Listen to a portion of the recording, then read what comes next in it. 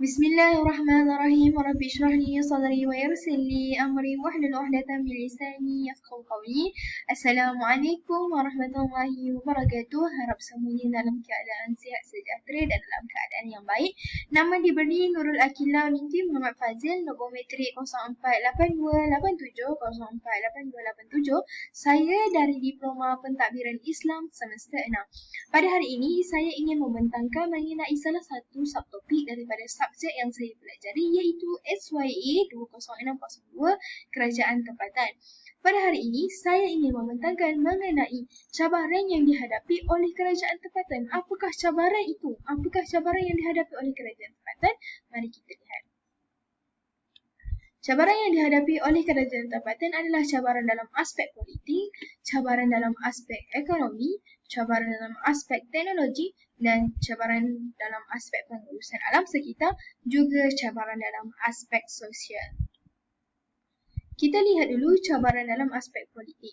Masalah yang dihadapi oleh PBT kini ialah masalah politik, iaitu mempunyai campur tangan ahli politik. Pelantikan ahli majlis adalah berdasarkan lantikan oleh kerajaan negeri, akan tetapi kebanyakan kerajaan negeri lebih gemar melantik ahli majlis daripada anggota parti mereka. Itu adalah salah satu cabaran yang dihadapi oleh pihak berkuasa tempatan yang dikenali sebagai PBT.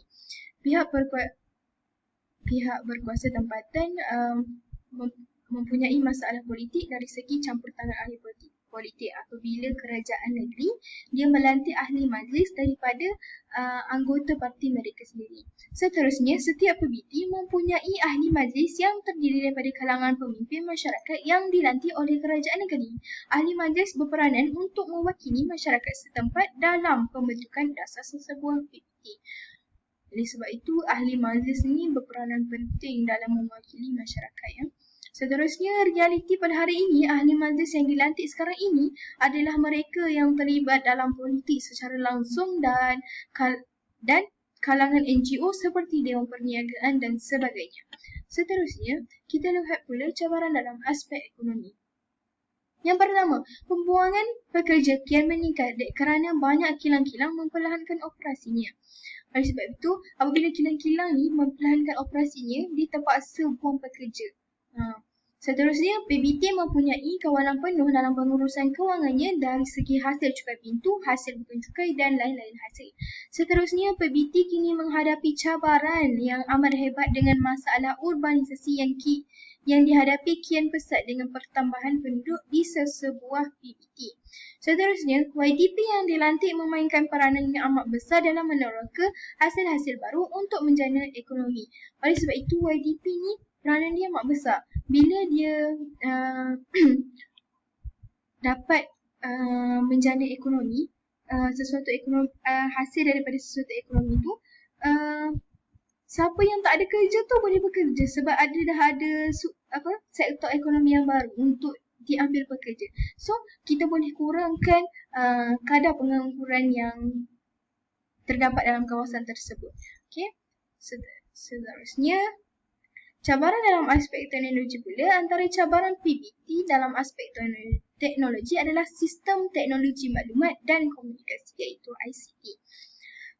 Masih terdapat PBT yang tidak mengamalkan sepenuhnya amalan penggunaan ICT dalam penguatkuasaan dan menjalankan tugas. Ini menyebabkan berlakunya masalah ketidakkecapan dalam pentadbiran, seterusnya menyebabkan rungutan dan aduan daripada masyarakat di kawasan PBT tersebut.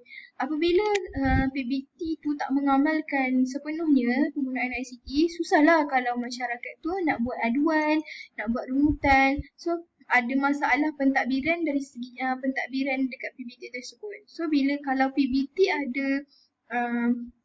PBT mengamalkan ICT, mudahlah untuk PBT tahu apa yang aduan yang dibuat dan rungutan yang dibuat oleh masyarakat di kawasan PBT tersebut. Seterusnya, faktor yang menyebabkan masalahnya kurang penggunaan ICT oleh sesetengah PBT antaranya adalah kurangnya peruntukan kewangan oleh kerajaan negeri kepada PBT. Okay. Kurang peruntukan kewangan yang diberi. Seterusnya, kecanggihan teknologi ICT juga mempunyai pelbagai kesan negatif berlaku dan memberi cabaran kepada PBT antaranya adalah masalah pemberian maklumat palsu, masalah sosial remaja, perjudian dan sebagainya. Okey, dalam aspek teknologi ni walaupun ada kebaikan tetapi mesti ada kesan negatif dia. Kesan negatif ni pula memberi cabaran kepada PBT. Antaranya adalah masalah pemberian maklumat palsu. Okey, zaman kini banyak berita-berita viral yang tak semestinya ia betul. Juga masalah sosial remaja, perjudian dan sebagainya. Okey, seterusnya kita lihat pula cabaran dalam aspek pengurusan alam sekitar. PBT bertanggungjawab dalam pemeliharaan, penjagaan dan penguatkuasaan undang-undang alam sekitar di kawasan masing-masing. Cabaran penjagaan alam sekitar adalah masalah pencemaran iaitu pencemaran air, udara, bunyi. Selain itu, masalah yang lain adalah pelupusan bahan buangan, banjir kilat dan tanah runtuh.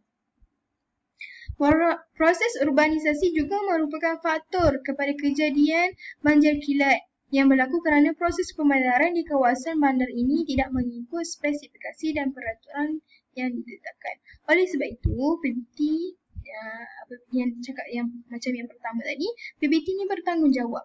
Bila ada proses pembandaran di kawasan bandar tersebut tak mengikut spesifikasi dan tak mengikut peraturan yang ditetapkan, PBT perlu bertanggungjawab untuk mengambil tindakan terhadap perkara tersebut agar banjir kilat, tanah runtuh tersebut boleh kita elakkan.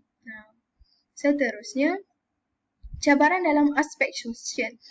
Aspek sosial adalah seperti kualiti hidup, isu perumahan, kemiskinan, gejala sosial, jenayah, masalah perbandaran, kebanjiran, pekerja asing dan sebagainya amat mencabar dan keadaan ini merupakan kesan langsung daripada keadaan globalisasi yang memberi kesan kepada sektor ekonomi serta kehidupan sosial masyarakat kini. Untuk menjadi sebuah bandar yang maju dan mempunyai ciri-ciri yang perlu dititikberatkan adalah kualiti infrastruktur sokongan dan kualiti hidup yang tinggi. Okey. Untuk menjadikan sebuah kawasan tu maju, dia maju, tak ada masalah kemiskinan, dia mesti ada PBT tu mesti titik beratkan kualiti infrastruktur sokongan dan kualiti hidup yang tinggi.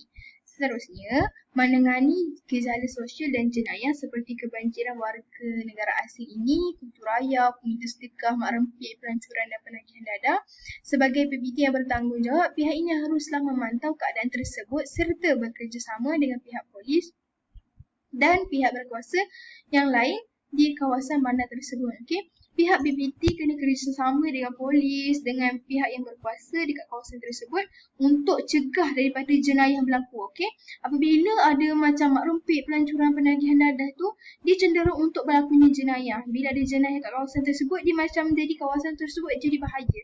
So, PBT ni kena bertanggungjawab untuk kerjasama dengan polis untuk memantau keadaan di kawasan tersebut agar dapat mengurangkan jenayah yang berlaku di kawasan tersebut. Justru dapat kita kurangkan jenayah tersebut, okay? Biar tak ada jenayah tu, okay? Itulah cabaran dalam aspek sosial. Itu sahaja daripada saya. Semoga slide ini memberi manfaat kepada semua. Wabillahi taufiq wa hidayah. Wassalamualaikum warahmatullahi wabarakatuh.